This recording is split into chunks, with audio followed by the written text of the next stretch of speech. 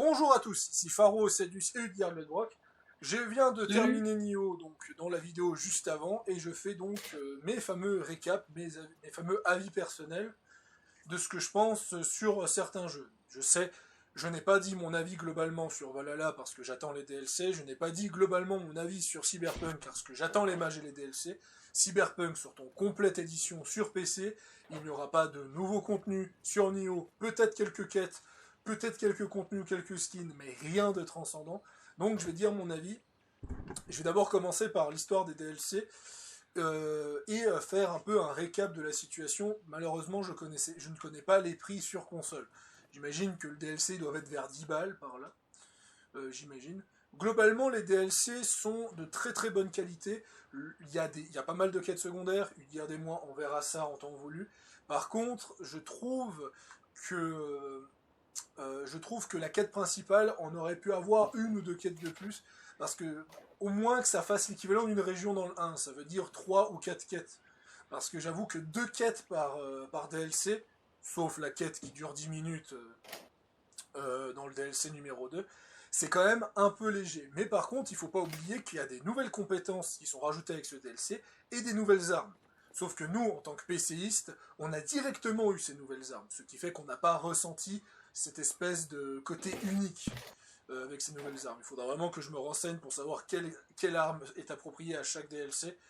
Mais voilà, par exemple, pour t'expliquer ça, garde, par exemple, le Odachi, c'était une arme du DLC du 1. Il n'était pas dans le jeu de base, par exemple. Mhm. Voilà. Et il me semble que c'est le cas du bâton scindable et du main nue. Il me semble. Non, le main nue, c'est dans le DLC du 1. Mais je crois qu'il y a le bâton scindable et d'autres armes du 2. Peut-être les double H, c'est peut-être possible. Bref. Ouais, les doublages n'étaient pas dans le 1.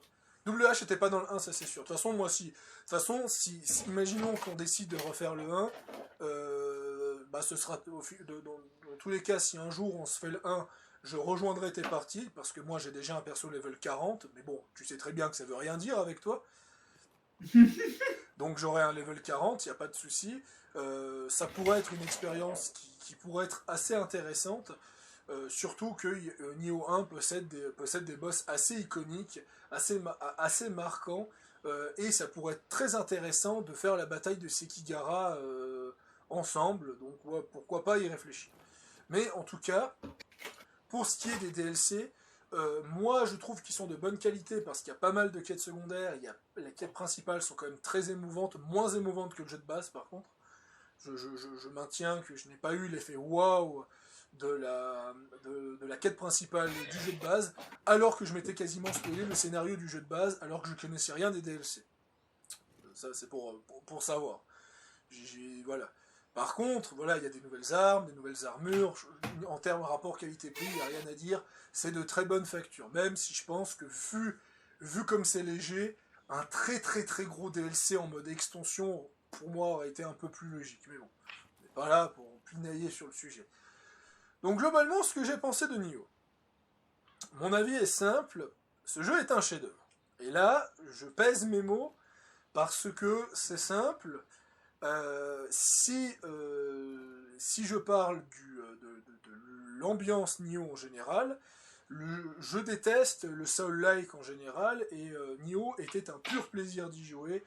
Un pur plaisir d'y jouer, j'y rejouerai encore. J'ai acheté Nioh 2 Day One. S'il y a un Nioh 3 qui sort, je le prendrai Day One.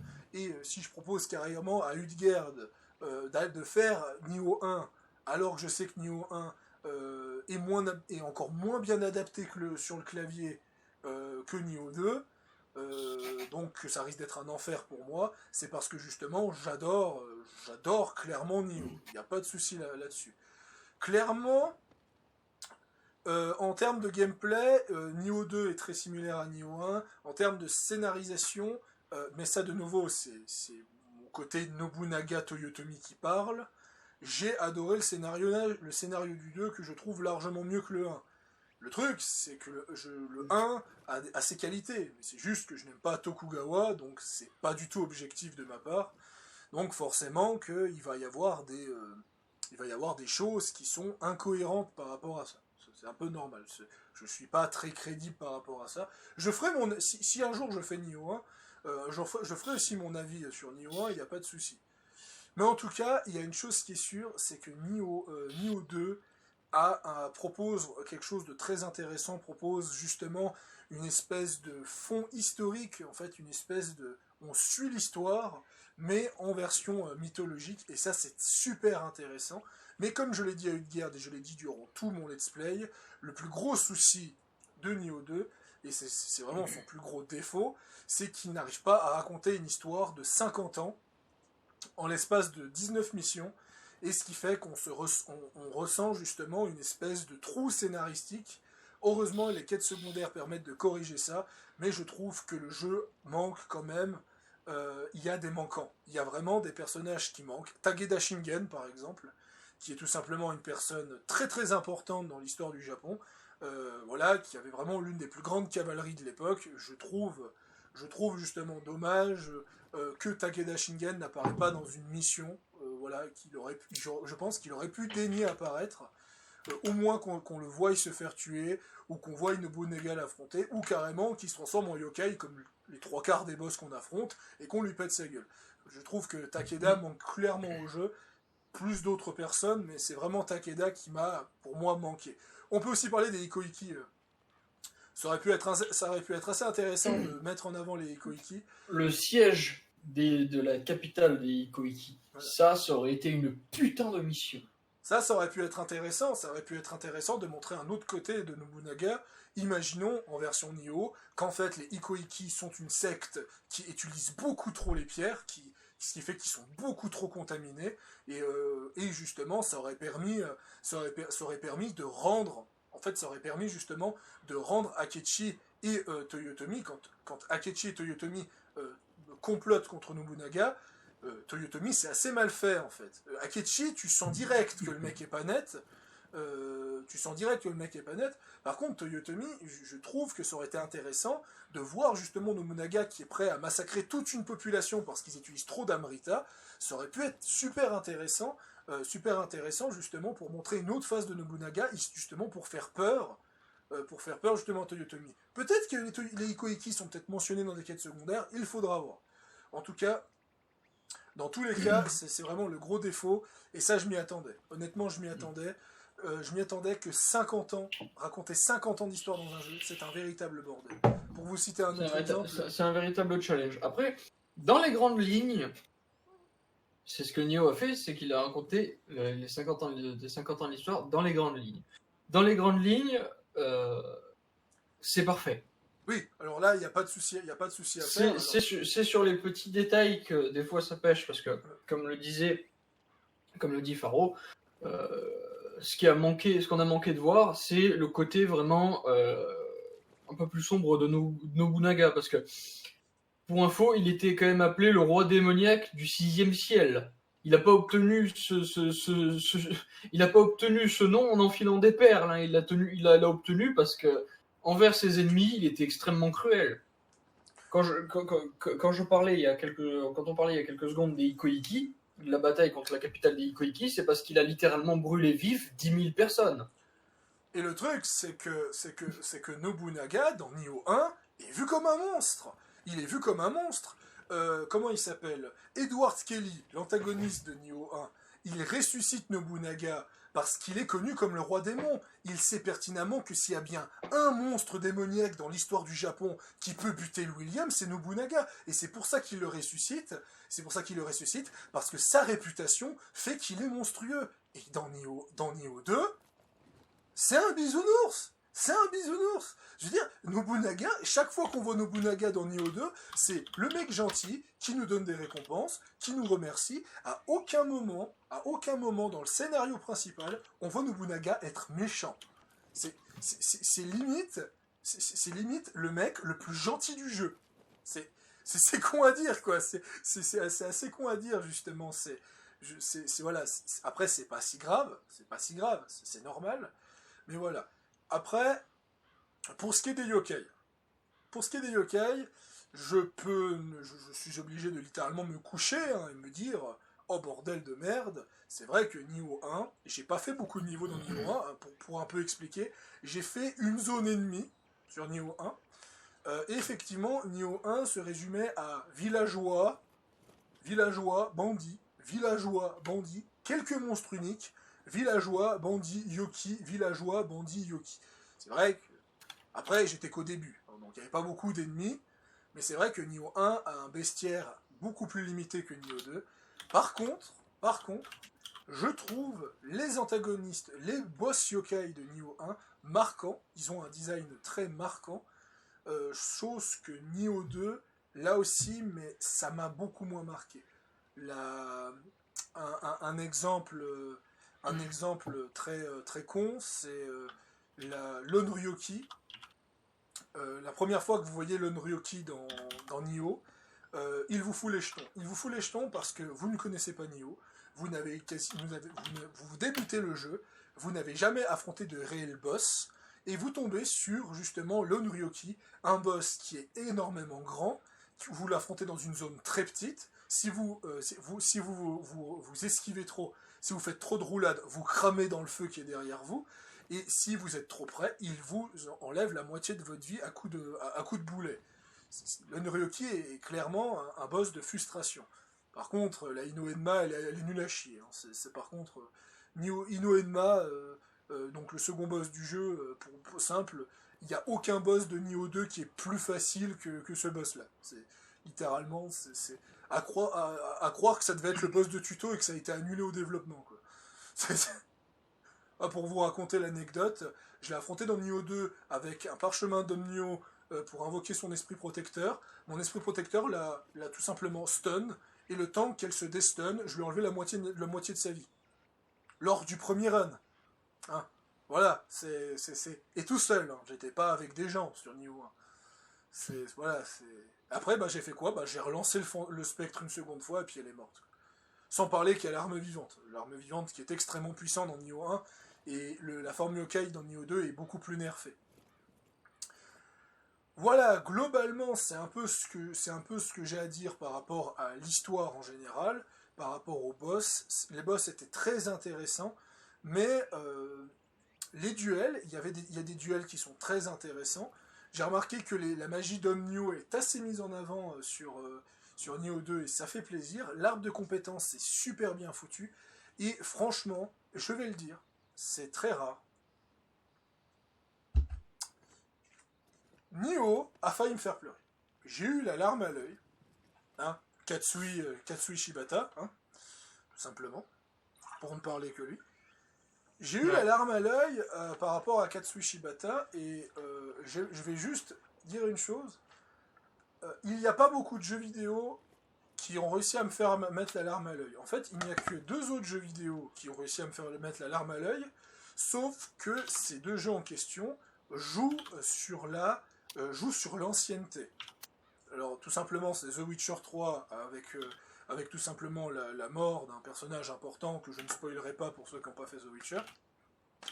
Un personnage très important. The Witcher, il date, c'est quoi, 2015 The Witcher ? Voilà, mais je vais éviter quand même, mais globalement, je dirais juste qu'il y a un personnage important qui meurt, qui est là depuis le premier opus et qui est là depuis le 2e bouquin des livres. Donc ceux qui lisent les bouquins et ceux qui ont fait le premier Witcher trouveront directement de qui je parle.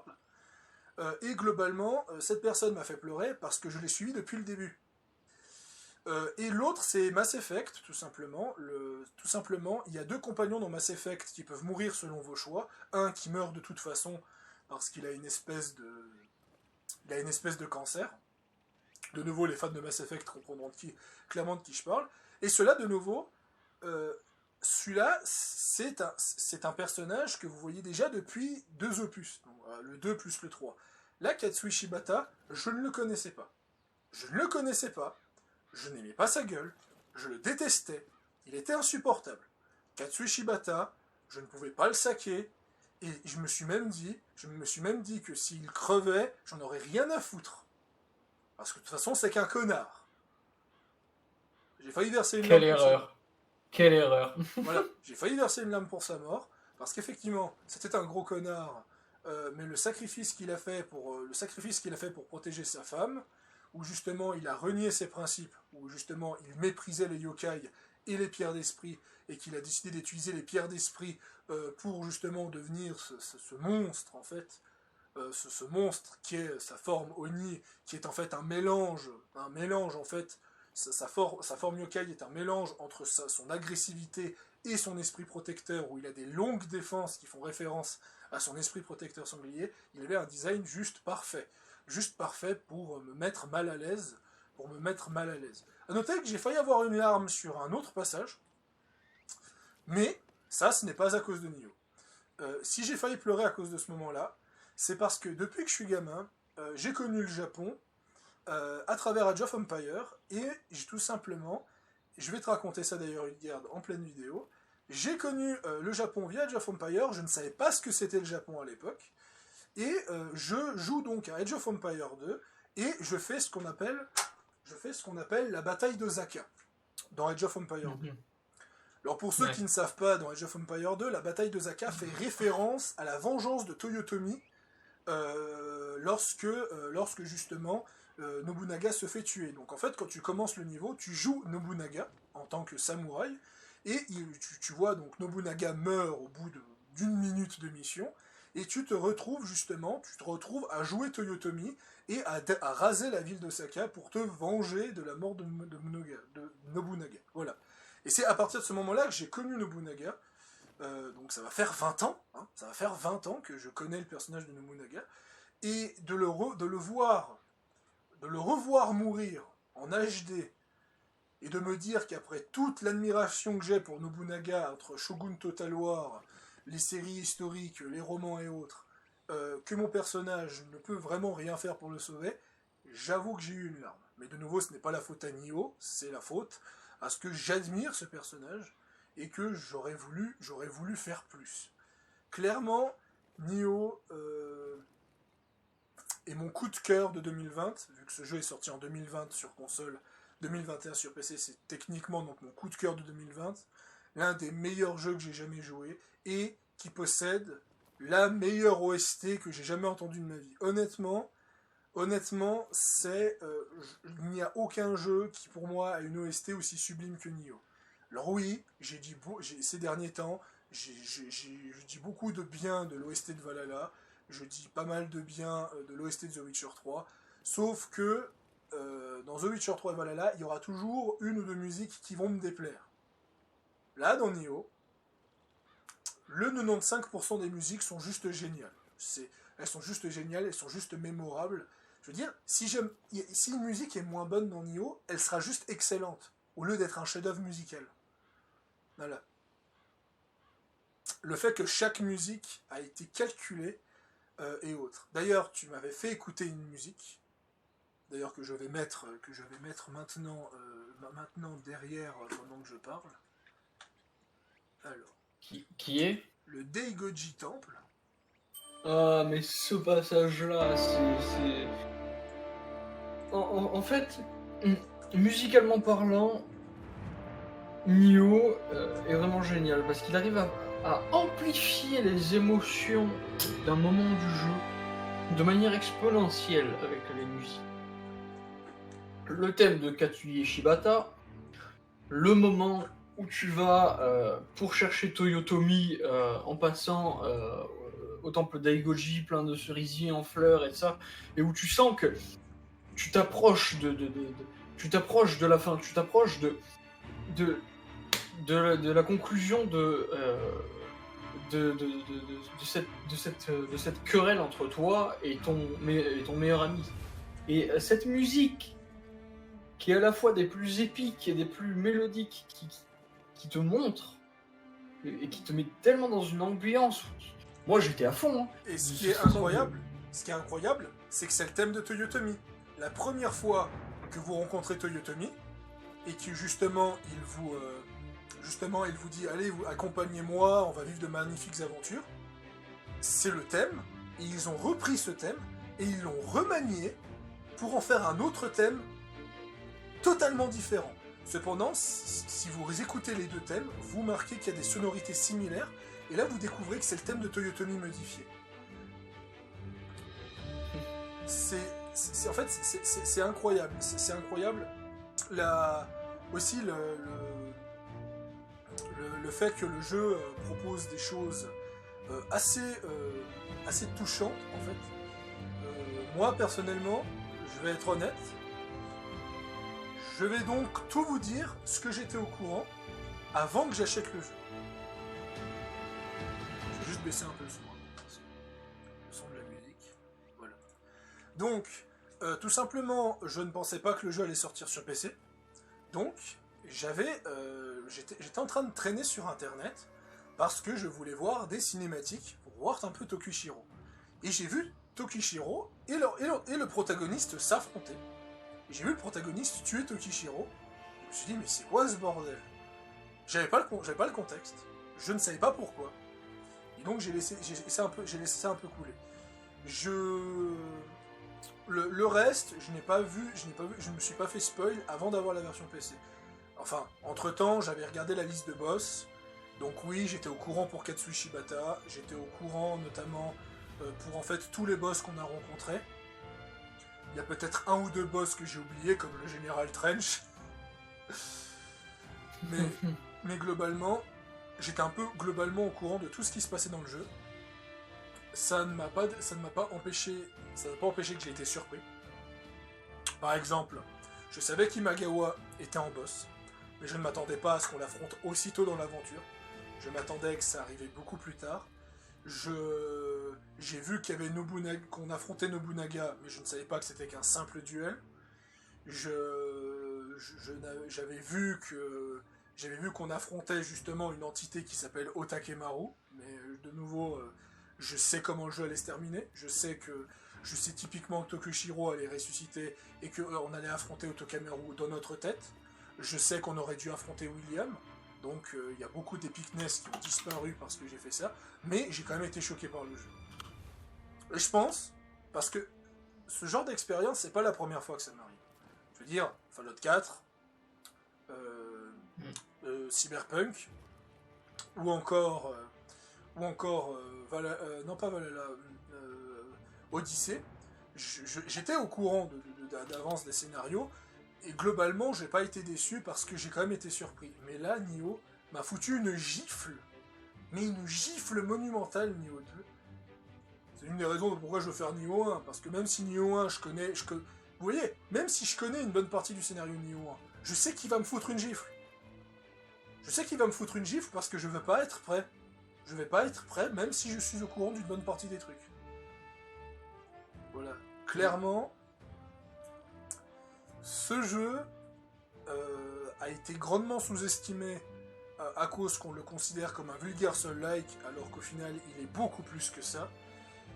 Et il a aussi beaucoup été sous-estimé parce qu'on a eu la même année, il y a eu Ghost of Tsushima, mais de nouveau, je vous le répète, Nioh est plus historique que Ghost of Tsushima, et à ce moment-là, on va peut-être quand même se remettre un petit peu en question, ceux qui croient que Ghost of Tsushima est full historique. Voilà. Voilà. Parce que pour qu'un jeu où les Japonais se fassent envahir de démons raconte plus d'éléments historiques qu'un jeu qui est à fond sur l'historicité, il y a quand même un souci. Et voilà. Sur ces belles paroles, je ne peux que vous conseiller ce jeu. Tous ceux qui aiment la difficulté, tous ceux qui aiment la frustration, tous ceux qui aiment se faire des loots, ceux qui aiment beaucoup justement Borderlands et Diablo, où le loot, où on vous chie de loot jusqu'à plus en faire. Alors là, sur ce point, je pense que vous serez servi en termes de loot. C'est clair. Voilà. Nioh est tout simplement, pour moi, le meilleur jeu japonais que j'ai joué de ma vie. Je n'ai pas de honte à le dire. J'ai beaucoup de peine avec le jeu japonais en général, mais celui-là, c'est le meilleur jeu japonais que j'ai joué de ma vie. Ce jeu a vraiment une part artistique, un level design et une musique qui est juste incomparable. Ça, clairement. Voilà. Et la création de personnages. Je pense que dans le jeu vidéo, il n'y a que 1 ou 2 jeux qui peuvent s'asseoir à côté de Nioh et dire « J'ai une meilleure création de personnages que toi ». Ouais. Et ces jeux en question, c'est Black Desert Online, qui est un jeu coréen, qui est centré à full sur la création de personnages, Donc un truc de malade, hein, création de personnages extrêmement poussée, vous pouvez choisir la longueur des cheveux comme dans Nioh. En fait, Nioh s'est beaucoup inspiré de son créateur de perso. Et je dirais que l'autre, je dirais que ce serait peut-être Fallout 4 en full modé. Mais bon, voilà, de nouveau, full modé, avec le modding, tout est possible. Donc, ça compte pas.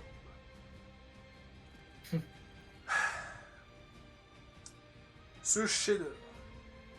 Ouais. Donc, je n'ai pas honte à le dire. Vu le peu de défauts que je lui mets, étant donné que ses principaux défauts, c'est de trop ressembler au premier, ce qui n'est pas un défaut en soi, vu que le 1 était déjà presque parfait. Et vu qu'ils ont corrigé les défauts du 1, au final. Le 1 avait pas assez de bestiaire. L'arme vivante était trop puissante. Et les compétences... et d'ailleurs, on en parle, mais si on fait Nioh 1, je te jure que si on active les 2 armes vivantes en même temps, mais on va se fendre de rire. Voilà. Ah, parce que si tu croyais que le double yokai c'était violent, alors Nioh 1, putain de merde. Voilà. Donc, clairement, moi je mets un 19 sur 20 à Nioh 2, vu qu'il corrige la majorité de ses défauts. Et pour moi, le seul défaut, c'est justement d'avoir été trop ambitieux en se disant on va raconter 50 ans d'histoire et boucler l'histoire de Nioh en général en 19 missions. Ça pour moi, c'était juste pas possible. C'était juste pas possible. Non mais juste pour comparer, hein. Nioh 1 a galéré à raconter l'histoire qui va que jusqu'à Sekigahara. Alors, je parle pas des DLC. Ouais. Voilà. Je veux dire, c'est 19... Nioh 1, c'est 19 missions qui racontent tout ce qui se passe jusqu'à Sekigahara. Sekigahara, je crois que c'est... 1600. Voilà, je crois que c'est la 16e ou la 15e mission. Comme ça. Donc oui, c'est 1600. Mais pour dire, voilà, c'est clairement pas photo. C'est vraiment, il y a pas photo, il y a pas photo là-dessus ou autre. Sur ces bonnes paroles, si tu as encore quelque chose à dire, Rudyard, je te laisse parler. Moi, honnêtement, j'ai pas grand-chose à dire, mis à part, si vous voulez un jeu sur le Japon qui sur le Japon et sur particulièrement aussi le folklore des yokai et de toute la mythologie japonaise, foncez.